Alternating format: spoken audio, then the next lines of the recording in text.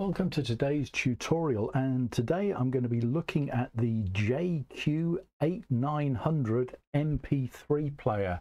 Now, I bought this for a model railway project. For those who build model railways, people quite often use what's called a DF player or a DF mini player. They require an SD card, a little sort of memory card. These boards are different in that they have a USB connection, and you can just download the files directly onto the player as if you were loading them onto a USB stick. Now, one of the issues with this board is there is not much information available on it.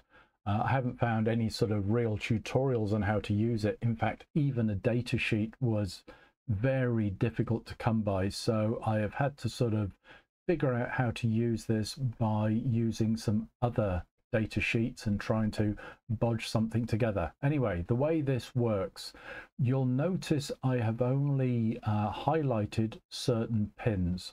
So obviously you've got your speaker, you've got your VCC pin. Now this board will run between 3.3 and 5 volts. So you can use it with an Arduino or an ESP32, as you'll see. Obviously, we've got the ground. We then have the TX and the RX pin, because these are best controlled using serial communication. And finally, there is the busy pin. Now, the busy pin goes high when the board is actually doing something. Now, there are, as you can see, a number of other pins. These are all for sort of various button control. To be honest, without a data sheet, I couldn't really figure out what to do with any of these. And from a model railway project, I don't really want buttons triggering individual sounds.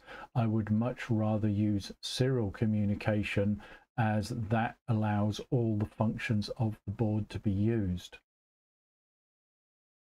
Now, I bought my item off of eBay. You can get them on eBay and AliExpress. As you can see, £3.78 plus £1.19 package. So you're looking at about £5 for the board. One of the issues, as I've said, there seems to be very little information. Getting hold of a data sheet in English at the moment, I just haven't found one. If anybody does have one, please email me one and I will add it to the information for the product. However, going down to the description of the product, just something to be aware of. As I said, it runs between 3.3 and 5.2 volts. However, the I/O level is 3.3 volts. Now, this usually means that if you send a data signal of 5 volts, you're going to cook something. And that's just something that you're going to need to be aware of if you're using a 5 volt Arduino, or I've got an example that we're going to use with the UNO and the Mega, but when using those, we are going to require a voltage divider. Now, it does have a 3-watt amplifier on board, according to this somewhere. There it is, 3-watt amplifier. And to be honest, after using this, the sound is pretty good. It's at least as good, if not better, than the DF player. So let's have a look at this thing in action. So moving over to the webcam, this is the unit. Now, I've put a DF player here just to give you an idea of size. In fact, this seems to be one set of pins narrower than the DF player, so that would make it sort of 2.5 millimeters narrower than the DF player. It is the same length, so size-wise, it's absolutely ideal for model railways. Now, you'll notice my speaker is looking a little bit odd. It's actually in a mock-up railway wagon. This is because the project I'm building requires sound in a model railway workshop, and I'm going to be using this to be playing random sounds of people working. Now initially I've got this connected to the ESP32, but as you can see we've got a Mega 2560 and an Arduino, and we'll look at those in a minute. I've also got here one of the, was it DY players. As you can see, that's much bigger, but the sound quality between this board and this board are about the same, and I preferred the sound on this to the DF Mini player. So from my projects going forwards, I'm going to be honest, the DF Mini is going to be out. Anyway, let's hear this thing in action. Now I've got this just working through all the sounds that I've got on the card. When it came, it actually had someone speaking in Chinese, I assume. So here we go.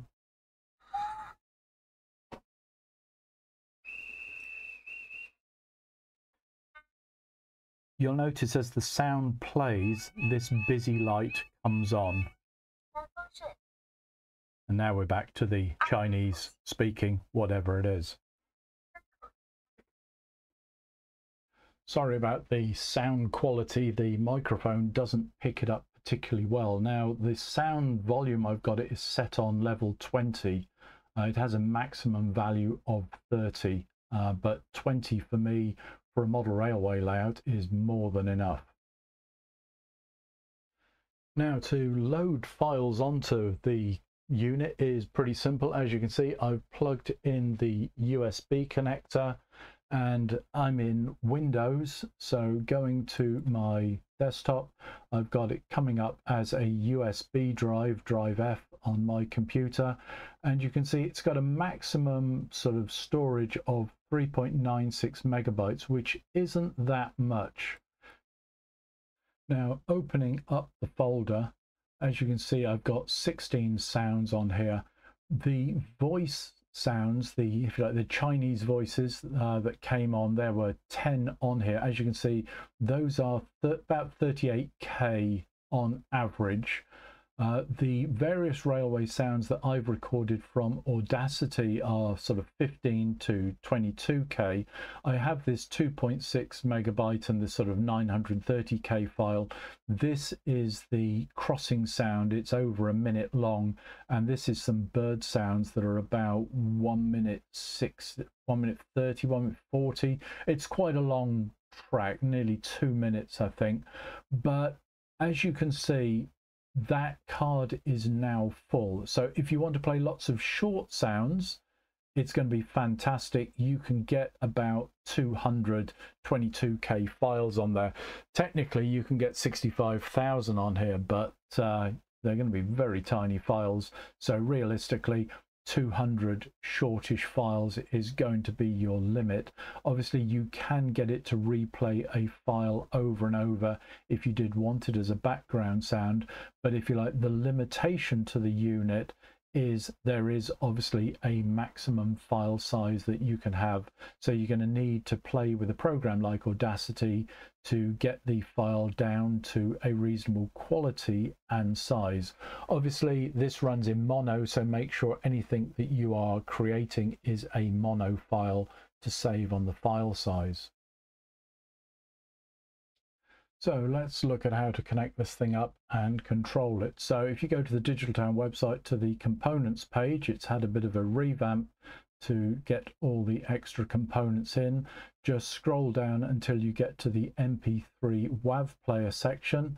Click on the JQ8900 MP3 player and you will have the photos front and back and the circuit diagram. Now I apologize for this diagram. Clicking on this, obviously we get the larger version. Now normally I would do the whole diagram in fritzing, but unfortunately this module is not in fritzing and I can't work out how to build them. So I've done this sort of bit of a bodge. I've got the wires in the correct colors for the various connections. Now obviously, as we saw in the specifications, according to the seller, it has a 3.3 volt IO level. Now that means that these pins are only supposed to take 3.3 volts before you blow the thing up. Now, I'll be honest, I accidentally connected it to 5 volts and didn't blow it up, but I wouldn't advise you to do that. So with an ESP32, it's quite easy because it is a 3.3 volt board. So obviously power, VCC, I'm sending 3.3 volts, ground to ground, the RX pin to the TX pin, which is the blue, the TX to the RX pin, which is the yellow, and then this orange is supposed to connect to the busy pin, which is this one here. So with a 3.3 volt board, not too big an issue. With the Arduino UNO and Mega, they are 5 volt boards. Now that means that the RX pin, if you're going to send 5 volts to it, you're going to be stressing out the unit and could well burn it out with extended use or even quite short-term use. Now you can get level shifters, but the easiest way is just to create yourself put a couple of resistors in, and that way the 5 volts comes out of the Arduino. It then goes into this resistor. Some of the voltage will bleed off to ground, while about 3.3 volts continues to the RX pin. So this type of circuit is what's called a voltage divider, and obviously 5 volts split into 3, you're going to get about 3.3 going through to the RX pin. Now I have put the connection to the TX pin because I think you can interrogate the unit to get information from it. However, in the functions that I've written, I haven't required the TX pin, so you could actually remove the blue connection if you want. Then obviously with the speakers, I've just labeled them both as green. Connect up your connections from your speaker directly into the speaker connections, as you can see. So those are the circuits, whether you're using a 3.3 volt or a 5 volt board. So let's start looking at the code. Now I have put the connections in for the 3 different boards that I'm using. Obviously with the Arduino UNO, because it only has the serial 0, standard serial, you are going to need to use software serial. You're going to have to include the software serial library. So you're going to need to uncomment these 2 lines. Going down to the setup, if you're using the Arduino Mega or the UNO, you will need to uncomment this line here and comment this line out. This is for the ESP32. This is the line for the software serial or serial 2. What I've done as a bit of a cheat is at the top here, when I called software serial, if I just uncomment the lines to make it easier to see, you'll see that I've actually called it serial 2 so that all the rest of the code doesn't need to be changed. But in this first example, I'm going to be using the ESP32. I'll use the other 2 boards for the following examples. So coming down to the setup, obviously I'm using the serial 2 of the ESP32. I've then got the busy pin and I'm setting that as an input, and then I've got a function here, set volume JQ8900 with a value of 20. This is one of the functions that you'll see that I've written, and this sets the volume. The volume can be set between 0 and a maximum of 30. 20 seems to be quite a good sound for a sort of a model railway type thing. Below that, the volume can be a little bit difficult to hear, but again, it really depends on the application that you are going to use the component for. One of the things in all the code that I write and in the examples, this is using current millis as a timer. So current millis is a value stored in an unsigned long. The timer is also an unsigned long, and the interval that I'm using is 3 seconds, 3000 milliseconds. You can see that I've got the busy pin is 4, and I have an array for the busy state, and you'll see why as the code progresses. Coming down to the main loop for this initial test, all I have done in the main loop is I have called a function called playNext JQ8900, and that is literally every time current millis increases, so basically every 3 seconds it's going to play the next track, and this will just work through every track on the memory storage and then go back to the beginning again. So that is the code that you saw running when I first ran the example. So let's have a little bit of a look at how the actual functions work. Now, as I've mentioned before, the data sheets seem to be very, very difficult to get hold of. Again, if you do find one in English, please email me one across on the Digital Town website and I will add it to the information on the board. Now, I have a number of functions that I've created to make life easy for you. So let's move up to the top and see how they work. So the first function is play current JQ8900. Now what this will do, if you call this function, it will play the current track. So if you set the track to track 3, it will just keep repeating track 3 over and over. Obviously, if you've just turned the board on, it's just going to play the first track over and over. Now, I created an array called command bytes, and this holds 10 bytes. Now, the reason it holds 10 bytes is I wasn't sure what the longest command would be. So I've sort of guessed that there's nothing going to be longer than 10 bytes, and then I have a variable command length. So the way this works, each command that is sent starts off with the hex value AA. The instruction for this is instruction 2. That is the command that plays the current track. There is then another variable here that says how many bits of additional data are coming over. In this case, there is 0. And then there is what is called the checksum.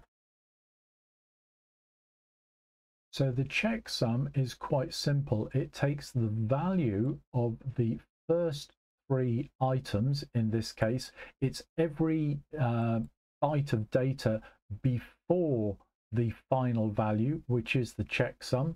So bringing back my calculator, I'm going to have the value AA plus 2 plus 0. Gives me a value of AC, and that is the checksum value that is sent across. Now, as you will see with some of these other ones, it's AA03 is the command, and again there is no data bit, so that makes AD. Now that is the pause track, and I'll give you a little demo of that later. Pause track stops the current playing track, and when you press play again, it starts playing from the position that you paused the track. Stop track, obviously similar to pause, except it stops the track. So if you press play again, it will play the track from the beginning of the track rather than the place where stop track was pressed. And then another simple function is play next track, which is what the system was running in the demo, where it's literally plays a track and then plays the next track on the card, working through until it gets to the end, at which point it just starts from the beginning again. Now you'll notice with all of these I've just preloaded all the values. That's because they never change. However, when you get to play track number, then you pass the variable of the track number. Now you'll notice it's an unsigned integer, and that's because the track number must be a positive number with a maximum value of 65,000, whatever it is that a unsigned integer goes up to. However, as I've said, you're not really going to get past 200 because you can't fit that many on the card. Right, with this one, the command length is 6 bytes of data, and you'll notice I have an integer variable checksum and another variable q. Now, if you're just using these functions, you don't really need to know how this works because it's all done for you. But if you can find a data sheet and you want to add some extra functions, because there are some extra tricks that this board can do that I don't require, but this is the way that you would write the function. So we have the AA to start. The command for playing a specific track is 7. There will then be 2 data bytes, and one of them is the high byte of the track number. The other is the low byte of the track number. Now, one thing to be aware of, this is not the track name. Even though I've got my file names sort of in numeric order, it is actually the position that they are, if you like, put onto the storage. At least it seems to be that way. That's why I've put them in numerical order on my storage card. What I actually do is I rename all the tracks, and I literally put them on one at a time in the numerical order of their file names. Finally, of course, you get to the checksum where it's going to work through this for loop, and it's basically adding up all of these items to create the checksum, and then it is taking the low byte value of checksum and making that the final byte of data that is passed across. Then, as with all the other functions, you'll see it has this play JQ8900 command. This is the piece that actually sends the command to the unit. On all the examples, it's going to be using serial 2. And I also serial print to the serial monitor the hex values that are being sent across. That helped me to check that everything was working correctly. So you can see that's how you send a specific track number. And again, there is a similar function here where we are setting the volume. And this time the command length is 5 bytes. So it's AA, the command is 13. There's only one additional data byte. That should be a B there. And that is the value for my volume, which is a byte with a value between 0 and 30. Obviously 0, there is no volume. So those are the functions that you will find in the top of the sketch, and it's literally as simple as just calling those functions to get your code to play the various sounds. So for this next example, as you can see, I have now connected up the Mega, and you can see that the TX is now going to this voltage divider. I've got a 1K resistor here, a 2K resistor here that then picks up onto the ground. And you'll see that where these two resistors connect, I've then got the connection going to the RX on the board. So basically I have put this voltage divider line in. So this time I still don't need software serial because I'm using the Mega that has its own serial 2. And instead, when I come down to the setup, I've now commented out the ESP32 serial 2, and I have uncommented serial 2 begin, and that will do for the Mega. Now, all I've done this time is instead of having play next, I'm just going to play current, and that will just repeat the same track over and over again. Now, hopefully the microphone is going to pick this up, and you'll hear that the lady is saying exactly the same thing over and over, so it's just replaying that same track over and over again. So for this next example, we're going to use the Arduino UNO. So again, we're still on the first sketch, and this time I have uncommented the software serial lines. Everything else remains the same. So going down to the setup, again, serial to begin. And this time, all I'm getting it to do is play track 14 over and over. So if you want it to play a specific track, basically put the value of the track number, that is not the file name, that is, if you like, the order on which it was put on the card from what I can see. So let's get this thing uploaded. So as you can hear, it is playing a whistle sound. Obviously it's a guard blowing the whistle over and over again, but it just shows how you can select a specific track rather than just running through in a specific order. Once again, just be aware, as you can see, I have used the voltage divider on the TX pin.